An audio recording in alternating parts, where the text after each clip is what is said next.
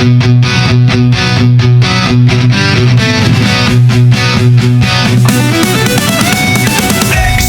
dost, success ka host. Sainik na vodaja me topmost.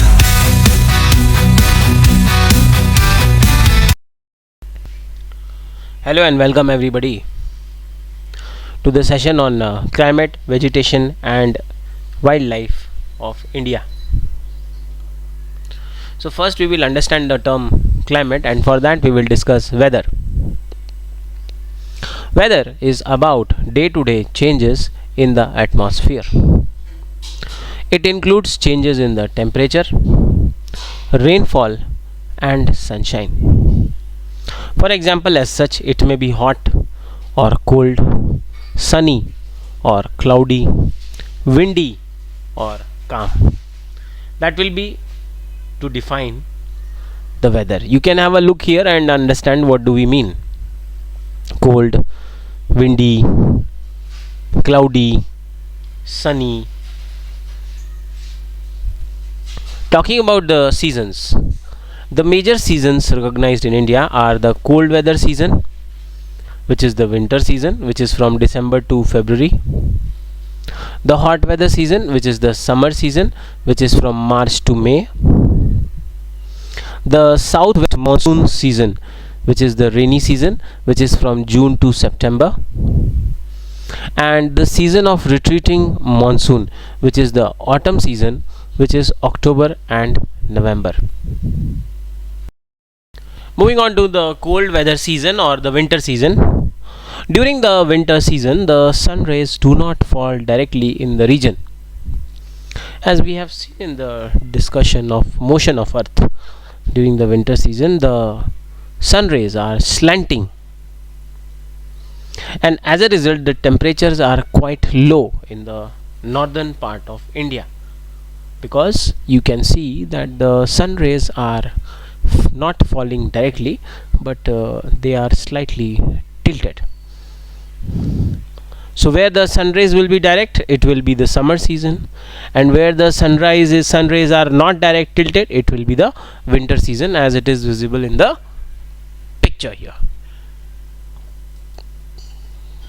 Next is the hot weather season or summer season. In the hot weather season, sun rays more or less they directly fall in the region, and when the sun rays falls directly, the temperature becomes very high. Hot and dry winds called loo they blow during the day. तो summer season में जो sunlight है वो direct पड़ती है अर्थ पर, जिसकी वजह से टेम्परेचर ज़्यादा होता है, जिससे गर्म हवाएं और जो ड्राई विंड्स होते हैं जिसे लू भी बोला जाता है इंडिया में, वो दिन भर चलते रहते हैं. Next is the southwest monsoon season or the rainy season.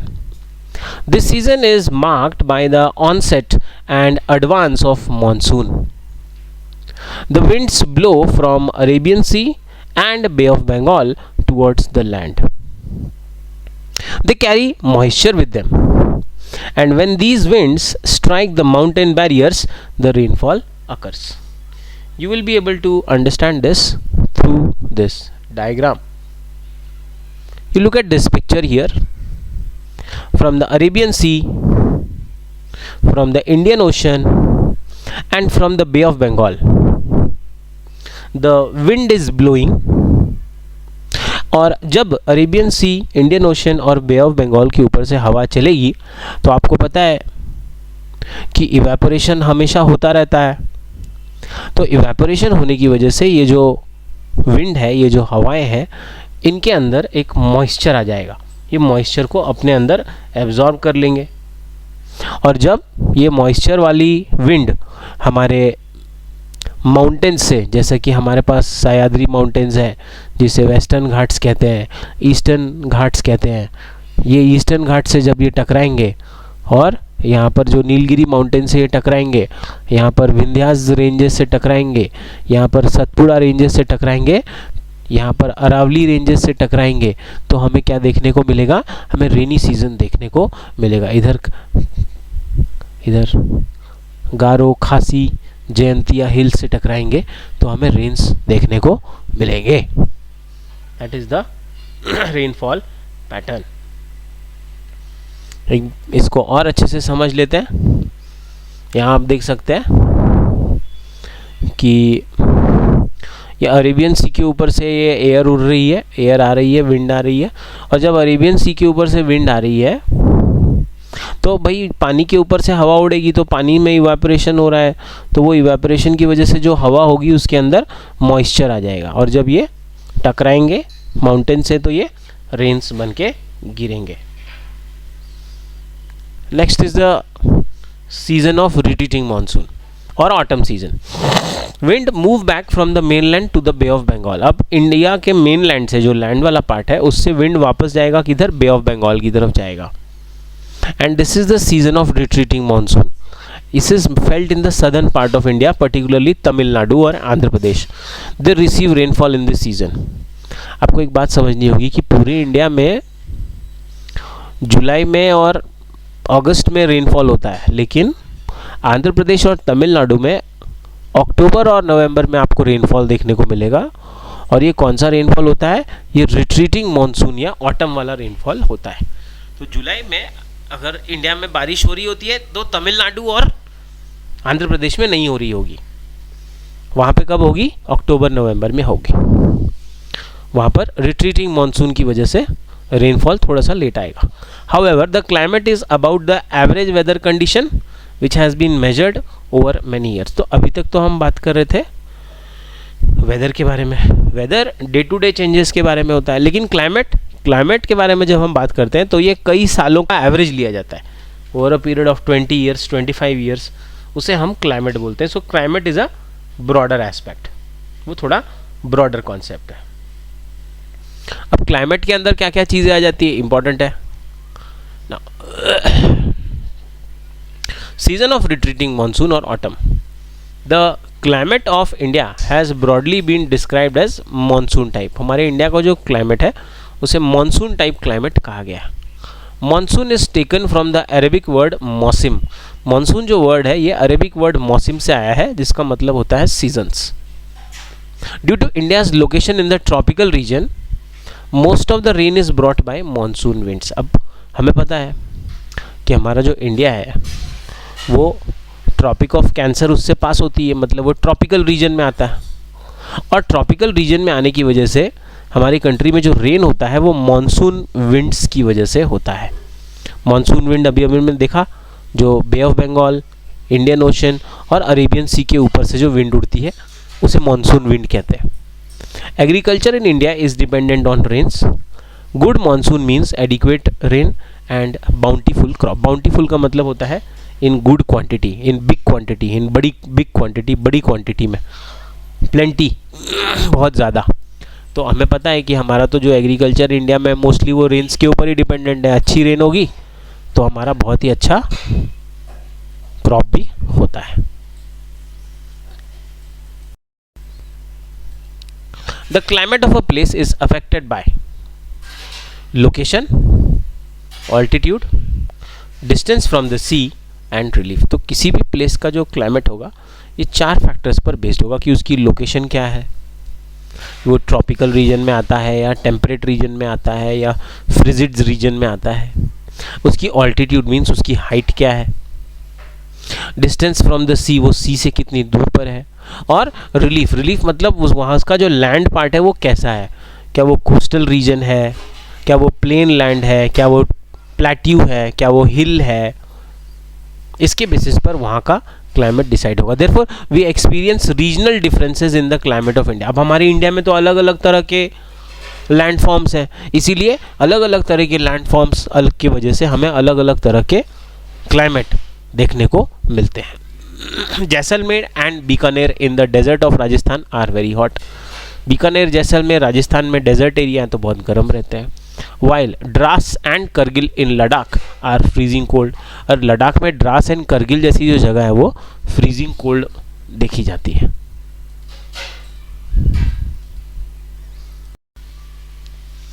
So you can see this in this picture, the Jaisalmer and the Bikaner. There are the hot deserts, and here you can see the Zojila Pass It is 11,516 feet above sea level. So it is freezing cold. So basically they are saying that a climate will be based on the 4 factors. This is again the Ladakh region, which is freezing cold. And you can see that everything is covered with snow.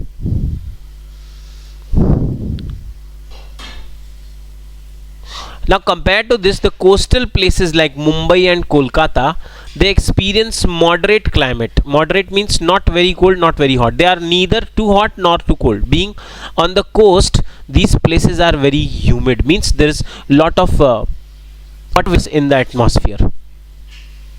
Mawsyn Ram in Meghalaya receives the world's highest rainfall. Question पहले पूछा गया है, which place receives the highest rainfall? सबसे ज़्यादा बारिश कहाँ होती है? पहले चेरापूंजी था, अब मौसिन राम हो गया है. While in the particular year it might not rain at all in Jaisalmer in Rajasthan. तो रेनफॉल पैटर्न में भी जो डिफरेंस है बताएं कि मौसिन राम में दुनिया में सबसे ज़्यादा बारिश होती है, आप देख सकते हैं. दिस इज़ अ मौसिन राम, साल भर वहाँ बारिश हो रही है. और दूसरा जैसलमेर के बारे में बात की कि वहाँ पर तो बारिश बिल्कुल भी नहीं होती. आगे थोड़ा सा ट्रीज़ का देख लेते हैं कि बेस्ड ऑन डिफरेंट एटमॉस्फेयर कैसे कैसे ट्रीज़ होते हैं. 5 मीटर्स तक के ट्रीज़ होते हैं जो श्रब्स कहलाते हैं. 5 मीटर से 20 मीटर यंग ट्रीज़ होंगे. 20 to 40 मीटर्स हम कैनोपी बोलते हैं, और उसके ऊपर मैक्सिमम 60 मीटर्स जो इमर्जेंट लेयर है. तो ट्री बेसिकली एटमॉस्फेयर पे ही ट्री की हाइट डिपेंडेंट होती है. The grasses, shrubs and trees which grow on their own without interference or help from human beings are called natural vegetation. तो natural vegetation क्या होता है? ऐसे plants, ऐसे grass, ऐसे trees जो naturally grow होते हैं कहीं पर without human intervention के, उसे natural vegetation कहते हैं. Due to varied climatic conditions, India has a wide range of natural vegetation. हम देख रहे हैं हमारे पास hot area है, dry area है, humid area है, रेनी सीजन, रेनी एरियाज है. इसकी वजह से हमारे अलग अलग वेजिटेशन पैटर्न है. Forest are very useful for us, they perform various functions. हमारे लिए फॉरेस्ट जो है बहुत यूजफुल होते हैं, अलग अलग फंक्शंस परफॉर्म करते हैं. Plants release oxygen that we breathe and absorb carbon dioxide. We know that plants perform photosynthesis in which they utilize carbon dioxide and they produce oxygen. The roots of the plants binds the soil, thus they control soil erosion. तो forest की utility के बारे में बात हो रही है कि पहले तो फॉरेस्ट में जो प्लांट्स हैं वो हमें ऑक्सीजन देते हैं. दूसरा, फॉरेस्ट में जो प्लांट्स हैं उनके रूट्स सॉइल को पकड़ के रखते हैं. पकड़ के रखने से क्या होता है कि रेनी सीजन वगैरह में जो आपने देखा होगा सॉइल का जो लेयर है जो वॉश हो जाता है, बह के निकल जाता है, उसको वो पकड़ कर रखते हैं. तो सॉइल इरोजन होने से रोकते हैं. यहाँ पर आप एक पिक्चर में देख सकते हैं फॉरेस्ट में इतने सारे प्लांट्स होने की वजह से उसकी सॉइल जो रहती है वो इंटैक्ट रहती है. तो सॉइल इरोजन भी रोकती है प्लस ऑक्सीजन देने का काम तो करती है. Forest provide us with timber for furniture, लकड़ी, फ्यूल वुड, फॉडर, जानवरों का खाना हो गया, medicinal plants, herbs, lac, honey and gum. ये सारी चीज़ें हमें फॉरेस्ट से मिलती है. लाख का एक स्पेशल तरह का एलिमेंट है, इस तरह के उसके बैंगल्स हम बनाते हैं लाख के. Forest are the natural habitat of wild life. Forest में वाइल्ड लाइफ भी हमें देखने को मिलता है. Natural vegetation has been destroyed to a large extent because of the reckless cutting of trees. लेकिन अब हम क्या कर रहे हैं, हम ह्यूमन एक्टिविटीज़ की वजह से हम फॉरेस्ट के जो ट्रीज़ हैं उसे कट कर रहे हैं, और कट करने की वजह से क्या हो रहा है, हम एनिमल्स के जो हैबिटेट होते हैं, उनके जो घर हैं, उनको हम ख़त्म कर रहे हैं. तो आपने आजकल केसेस भी बहुत सारे सुने होंगे कि यहाँ लेपर्ड आ गया है, वहाँ लेपर्ड आ गया है. क्यों हो रहा है? क्योंकि उनका नेचुरल हैबिटेट हम ख़त्म कर रहे हैं. प्लस बहुत सारे अदर देन लेपर्ड बहुत सारे एनिमल्स भी आपको देखने को मिल रहे होंगे अर्बन एरियाज़ में. क्यों ऐसा हो रहा है? Because of development for agriculture या इंडस्ट्रियलाइजेशन के लिए हम पेड़ काट रहे हैं. पेड़ काटने की वजह से जो फॉरेस्ट एरिया है वो कम हो रहा है ना. इसको कंजर्व करने के लिए क्या करना पड़ेगा? We should plant more trees and protect the existing ones and make people aware of the importance of trees. We can have special programs like Van Mahotsav to involve more people in making our earth green. तो one महोत्सव का जो culture है वो हमें करना चाहिए. Plants के बारे में हमें थोड़ा, उनके सेफ्टी के बारे में थोड़ा अवेयरनेस हमें फैलाना चाहिए. उनकी इम्पोर्टेंस बतानी ज़रूरी है। ये अब यहाँ पर देख सकते हैं वन महोत्सव लोग सेलिब्रेट कर रहे हैं जहाँ पर they are planting the trees. Let us now have a look at the different items. पहला तो फॉरेस्ट क्या कर रहा है, नीचे आप देखो सॉइल बाइंग काम कर रहा है, सॉइल को पकड़ के रख रहा है जिससे सॉइल बह के नहीं जाएगी। क्या क्या मिल रहा है, जैसे हम अपना फर्नीचर, स्पोर्ट्स गुड्स बना रहे हैं, फ्यूल के लिए यूज़ कर रहे हैं, फॉडर मतलब जानवरों का खाना, शेल्टर मिलने का काम हो रहा है, मेडिसिन्स बना रहे हैं हम, ऑक्सीजन देने का काम हो रहा है, इस पे जो हनी वगैरह बन रहा है, इससे फ्रूट्स हमें मिल रहे हैं, गम्स मिल रहे हैं, गम एंड लैक मिल रहा है, वाइल्ड लाइफ के लिए नेचुरल हैबिटेट का एक है, रबर देना, produces which we get from the forest. Coming to the wild life, forest are home to a variety of wild life. हमें पता है भाई अलग अलग वाइल्ड लाइफ वेराइटी है वहां पे। There are thousands of species of animals and a large variety of reptiles, amphibians, mammals, birds, insects and worms which dwell in the forest. हमें पता है कि अलग अलग तरह के जो डाइवर्सिफाइड लाइफ है वो हमें फॉरेस्ट में देखने को मिलती है। हमें बर्ड्स, इंसेक्ट्स, एम्फीबियंस, सभी तरह के एनिमल्स, प्लांट्स हमें वहाँ पर देखने को मिलते हैं। स्पेसिफिकली टॉकिंग अबाउट एनिमल्स की हम बात करें, हमारे नेशनल एनिमल टाइगर भी हमें वहीं देखने को मिलता है। It is found in the various parts of the country. Gir forest in Gujarat is the home of Asiatic lions. पहले भी क्वेश्चन पूछा गया, आगे भी पूछा जा सकता है कि गिर फॉरेस्ट कहाँ पर है, गुजरात में है। कौन से स्पेशल वहाँ पर लायंस मिलते हैं, एशियाटिक लायंस मिलते हैं जो बब्बर शेर जिनको बोलते हैं। I will show you. Elephant and one horned rhinos they roam in the forest of Assam. तो ये भी पूछा जा सकता है। आसाम में स्पेसिफिक एक नेशनल पार्क है that is called Kaziranga national park. यहाँ पर मिलते हैं हमें वन हॉर्न्ड राइनो। ये भी पूछा गया है question. Elephants are also found in Kerala and Karnataka. यहाँ पर एलिफेंट्स देखने को मिलते हैं केरल में, कर्नाटक में। This is the Asiatic lion. अब इसको बब्बर शेर बोलते हैं हम हिंदी में, एशियाटिक लायन है ये। गिर फॉरेस्ट गुजरात में ये मिलता है। Next, camels and wild asses are found in the Great Indian Desert and the Rann of Kutch respectively. क्या हमें ग्रेट इंडियन डेजर्ट मतलब थार की बात है राजस्थान में, और रन ऑफ कच्छ में हमें कैमल और वाइल्ड एसेस मिलते हैं। Wild goats, snow leopards, they are found in the Himalaya region. Besides these, many other animals are found in our country such as monkey, wolf, jackal, नीलगाय, चीतल। ये अलग अलग तरह के जो वाइल्ड लाइफ है उसके बारे में बात कर रहे हैं।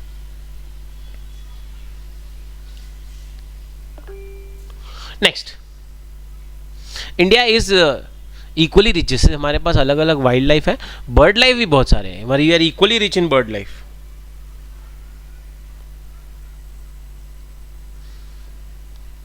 Peacock is our national bird. Other common birds are parrot, pigeon, myna, geese, bulbul, ducks. There are several bird sanctuaries which have been created to give birds their natural habitat. These provide the birds protection from hunters. तो हमने bird centuries भी बनाई है जहाँ पर जो birds हैं, जो रेयर बर्ड्स हैं या जो वल्नरेबल बर्ड्स हैं, उनको हम वहाँ रखते हैं ताकि उनकी हंटिंग वगैरह रोकी जा सके।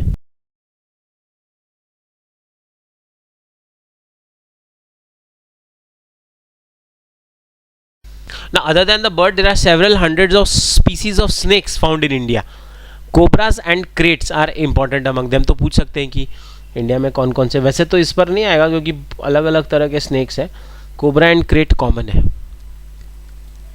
Due to cutting of forest and hunting, several species of wild life of India are declining rapidly.